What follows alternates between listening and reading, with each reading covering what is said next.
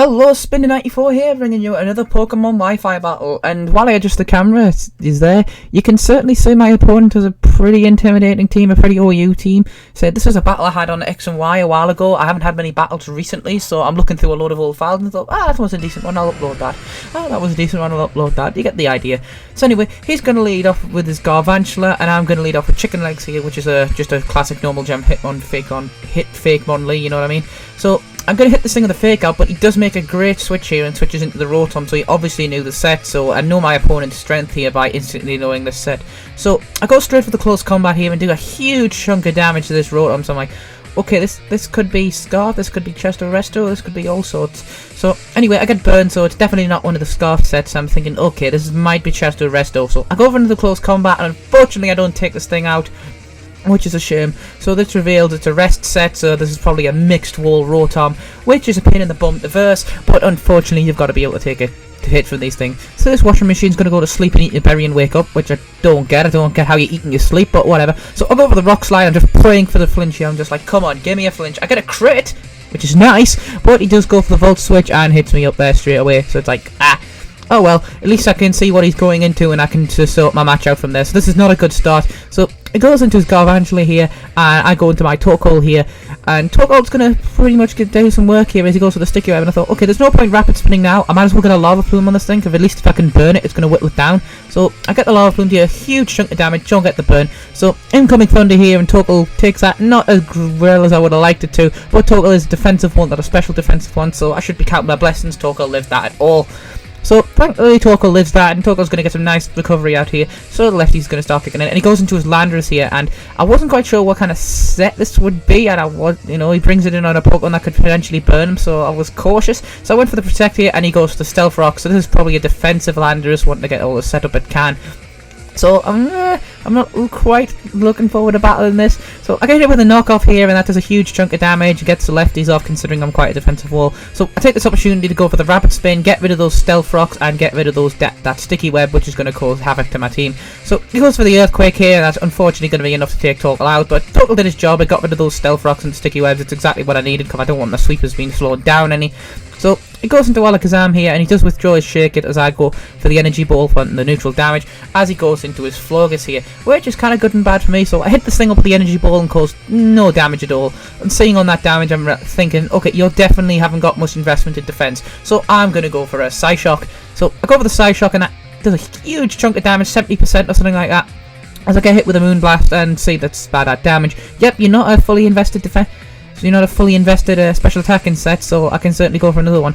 I could have predicted the Protect here, but I just wanted to get pressure on this thing and go for the Psyshock. So he had no Dark Pokemon, so I had no issue with going for a stab move. Sorry, nearly burped there. So I get the critical hit, and that takes that Florges out, and that crit certainly could have mattered for me.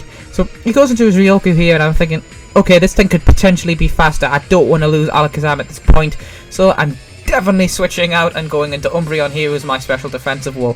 So he goes for the Volt Switch here, and that does a huge chunk of damage, and this is where Umbreon becomes the MVP of this match. So he goes to Shake It here, and I'm going to basically get intimidated, which Umbreon doesn't care too much about. So he goes for the Stealth Rock here. I knew he'd want to get these rocks set up, so I decided to go for the Confuse Ray. So Confuse Ray on any Pokemon he wanted to go putting would have been a pain, because even if you're a special attacker and you Confuse Ray, that 50% chance not to hit is a pain in the arse. So I go for the Toxic here. He manages to hit himself in the face, so that's that thing, useless return as I get the Toxic up, and getting poison on any kind of wall is just great to do. So he goes for the knockoff. Umbreon wanting to get rid of my lefties, but Umbreon doesn't really give a crap about that. So Umbreon here is going to go straight for the Dark Pulse here, and doesn't do too much damage. I do have Dark Pulse on instead of Foul Play, if I didn't have access to the tutor moves at this point, and I don't do power saves, so I got to stick with what I've got. So he goes into the Rotom here, obviously since I haven't got Stealth Rocks up, and by the light of the moon itself, Umbreon's going to heal itself and be back at full health, which I needed at this point. So its Rotom's going to actually miss its Will-O-Wisp here, and I go for the Confuse Ray. Over me, wanting to just get this thing a bit confused, and I'm just wondering, like, well, what's going on here? Why am I a washing machine now? I was a turbine a minute ago.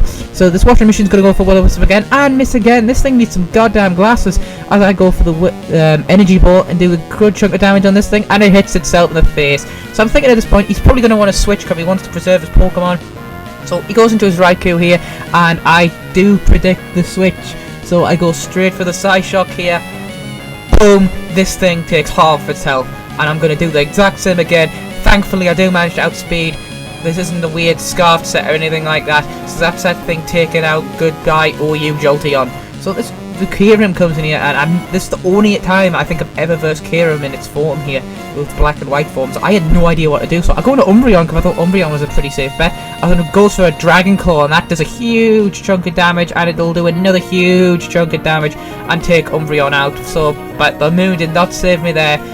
Didn't want to divert this thing. So seeing this thing's a physical attacker, I'm going to go into Lima here, and Lima obviously he's predicting the belly drum set, so he goes into his Intimidator, but nope, I'm not the boring belly drum set, I am the special setup set. I'll go for the Draining Kiss, and that is that thing out of the way and me back at full health practically. So Lima's just going to be chilling out here. It's been a while since I've used this Pokemon, I should really bring this thing back to Oras. So he goes for the Will-O-Wisp here, wanting to get some kind of just permanent damage on it, and I'm thinking, well, I don't give a crap about Will-O-Wisp. Clearly another belly drum set, so I don't know why you've done that. You've been playing well so far, so I wish I had Stealth Rocks up as well. This battle would have been over a lot sooner. So Lima's just going to chill out here, and here's where I make some pretty decent plays. So I knew he's going to be a physical attack. I'm thinking, okay, he's going to hit me with the powerfulest move he's got, which is going to be this Infusion Bolt here, which is going to take me down to less than half. I'm going to eat my Citrus Berry. I'm going to be faster than this thing now. Go for the Cotton Guard, and that seals me the game. Because I am too bulky for him to take out, and my Draining Kisses are going to be enough to keep basically my health at a good level to live, and him at decaying in health. So by whatever Pokemon I want to bring in next is going to take this thing out. So Lima saved my backside here. This was a UU team back then. No Alakazam's OU now, but it was UU back then. So this team did a really good job holding against these just beasts of OU, and I don't think Black Foam's OU, but it's certainly a beastly Pokemon nonetheless. I mean, its stats are ridiculous. So he does decide to forfeit here, saying he can't kill me. So thank you all for watching this match. Spin94 here. If you want to see more matches, hit that subscribe button. It does really help. Feel free to like, share the video. As I say, do love doing these, and I'm going to have a chilled out weekend and hanging around with a few mates, having a drink, all that good stuff. Hopefully get some more battles uploaded, and I will see you in the next video. Goodbye, everybody.